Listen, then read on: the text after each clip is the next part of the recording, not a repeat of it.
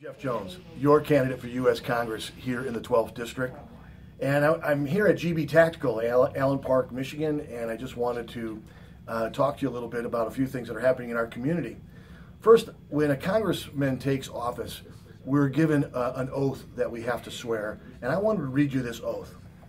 It says, "I do solemnly swear that I will support and defend the Constitution of these United States against all enemies, foreign and domestic, that I will bear true faith and allegiance to the same, that I take this obligation freely without any mental reservation or purpose of evasion, and that I will well and faithfully discharge the duties of the office on which I'm about to enter. So help me God." Right.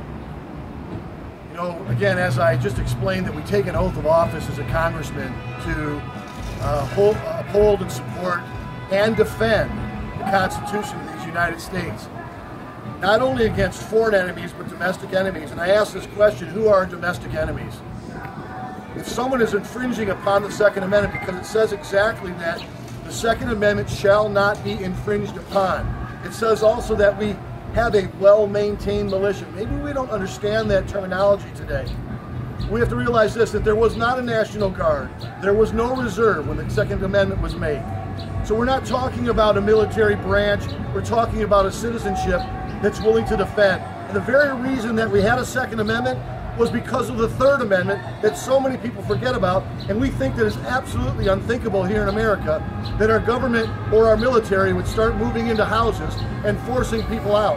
But that happened at the birth of our country, and that's why we had a Second Amendment. So that those, when the military would come into a community, they would take over houses, they'd move people out, they literally threw them out of their houses, and then when they left the community, they would burn their fields. And that was the government at the time when this was all taking place in New York. So the Second Amendment is a vital part of our heritage. The Second Amendment is a vital part of what could happen, what we never want to see happen in the United States.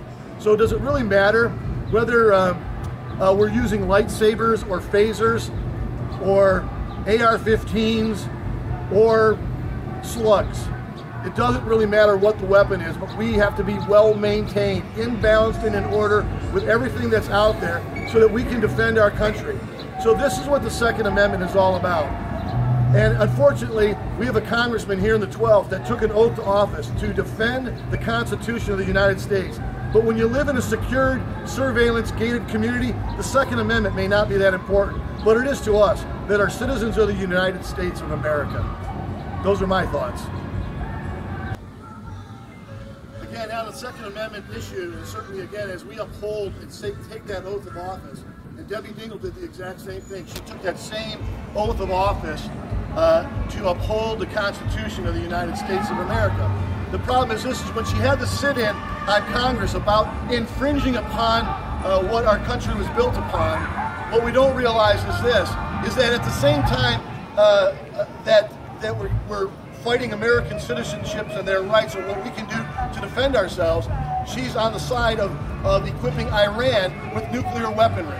So I don't believe that the issue at hand is actually her concern about lives, because if it was, I think she would be more concerned about equipping Iran with nuclear weapons than how we're going to defend ourselves against terrorist attack.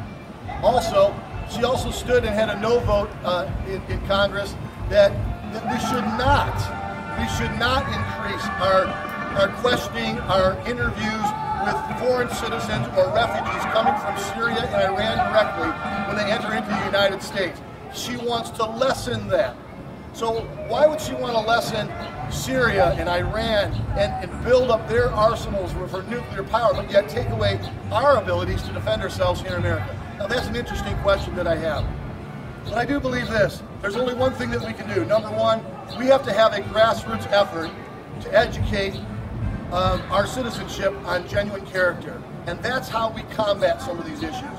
Our concerns are who should be able to purchase guns, what type of guns should they be able to purchase, and at what point should they or should they not have a gun.